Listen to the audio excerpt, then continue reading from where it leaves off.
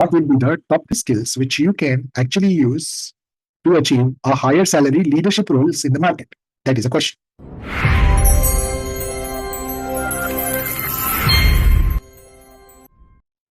So let me share with you some of the skills which you need to build while you're going through the organization curve. Okay. Number one skill that you want to build out and build up is called strategic thinking and decision making. Strategic thinking and decision making. So strategic thinking talks about how you can think about the things in a wider perspective, not just the perspective of a tactical problem solving.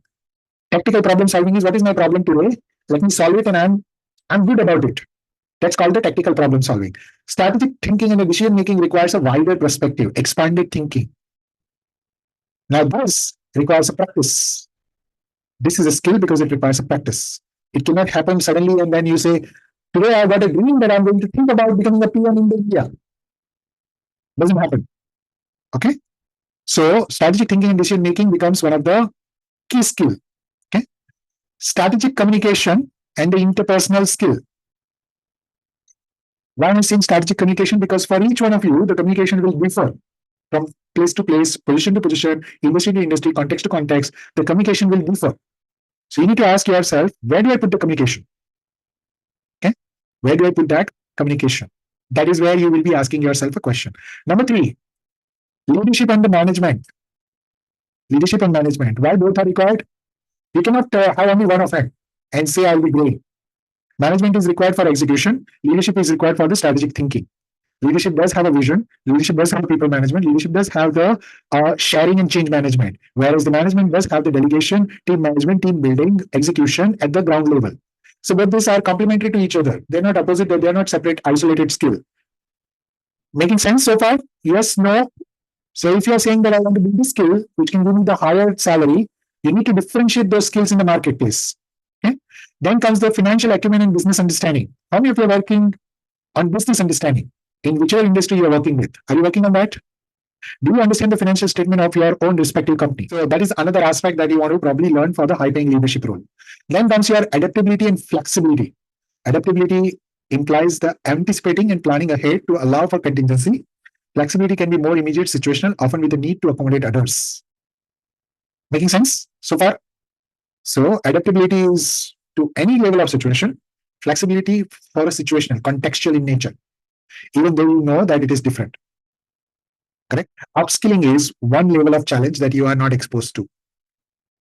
Because if you do not know the next level of skill, you will never become adaptable. You are never going to become the bigger decision maker. You are never going to become the resilient. Correct? So you need to ask yourself a question. Can I design this adaptability for myself and become more adaptable by deliberately putting the exposure in place? Deliberately putting the exposure in place. And unfortunately, many of us will only do the things when we are in the down zone. That is a desperate mode. How many of you are like that? You'll only actually work when there is a fire in your belly, or I would say fire on your back. Fire in the belly तो होता नहीं है. Fire in the back होता है तो then people run. Right? So you need to ask yourself, am I actually building those skills? Then the skill of innovation and creativity. Innovation and creativity.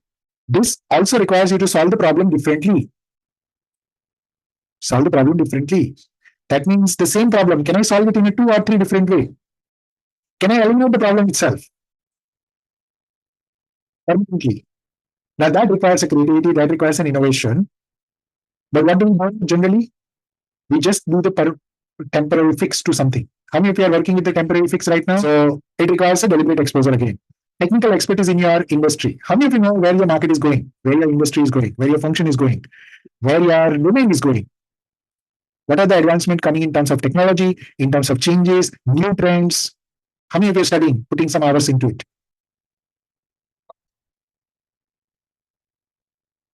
How many of you are putting some hours for yourself to know about where the tide is turning? Because the tide will turn automatically. So the question is, are we aware about at least our industry domain and function trend? Forget about rest of the things in the world. Okay? Rest of the things in the world we will not be able to catch up anyway. And if you're not learning about it, who will do it for you? Then you will be a follower. Followers are not paid high. Followers are paid less. Do you understand? Those who have learned the generative AI and they are coding for the generative AI, they can actually create a chat GPT for themselves. They are being paid higher than the people who are just using the chat GPT like us. Do we all understand this? Yeah. So you need to ask yourself, can I put some dedicated time once in a month at least to understand what's going on? Where am I heading in my life? Where am I heading in my industry? Where am I heading in my domain? What is going on in my function? And so on and so forth. Now, if you just want to have a blind eye to all these things, then you become the follower. And again, I'll repeat, followers don't get paid higher. Okay? Trendsetter gets paid higher, not the followers. Okay? So you need to ask yourself, do I want to become a trendsetter or do I just want to follow the trend? That's a question comes. Okay? Then comes a drive for the result. It's a constant pursuit of that excellence that needs to be in there. Not 1 day, not 2 day, not 3 day, not 4 day. Constantly you're pursuing that excellence every day, regardless of the situation. You are sick, you're out, you're still working. And you are working on yourself. There will be downturns, there will be upturns as well, but you're working on yourself and you are probably going through that journey. The question is, if you are not driven by that, your work ethic will slowly and steadily go down. How many of you have actually lost your work ethic? When you were young, when you joined the organization for the first time, you were very enthusiastic. You were ready to work for 12, 13, 14 hours a day. Now, if you are asked to probably work even for them 9 hours more than that, you kind of say, Arey, yaar, kitna kaam hai, thak gaya main.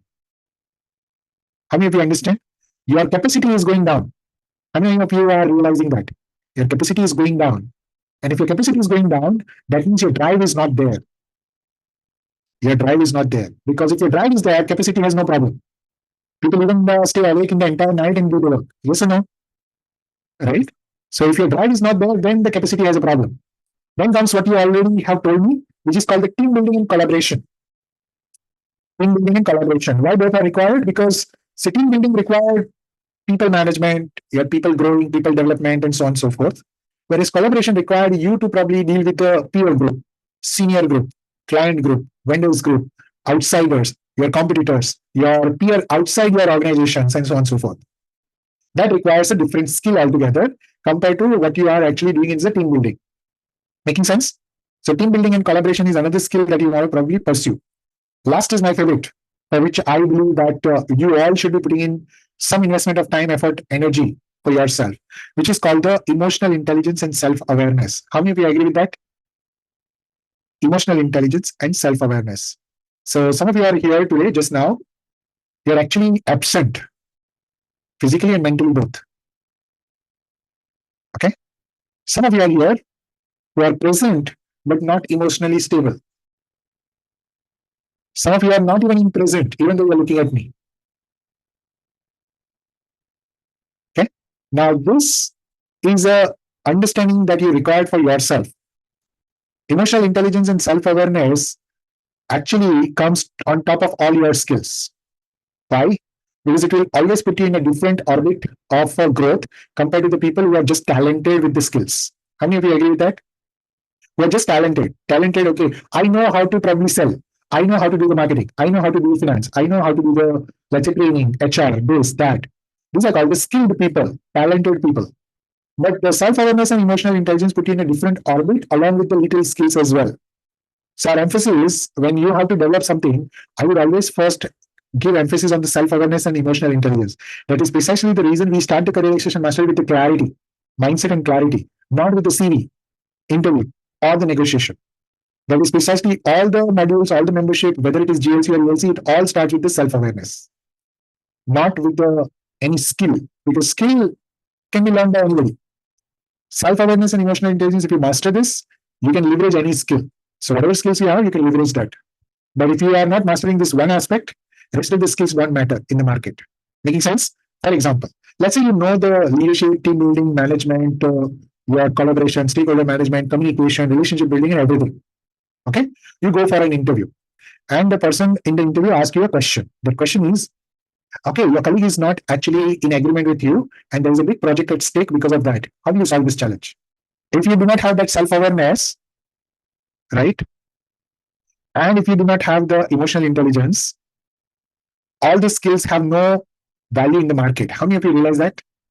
Because you will not be able to answer that question that way. So the skill is already available. Skill is not a problem. How to use that skill in that particular situation at that point of time in that situation is a problem. Okay. So skill, all of you also have it.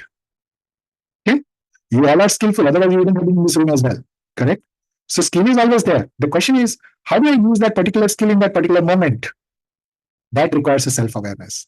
That requires an emotional intelligence. So if you mastered that part, the rest of the things are always taken care of. This is precisely what you need to master. If you really, really, really want to grow faster at a very high salary role, then this will help you.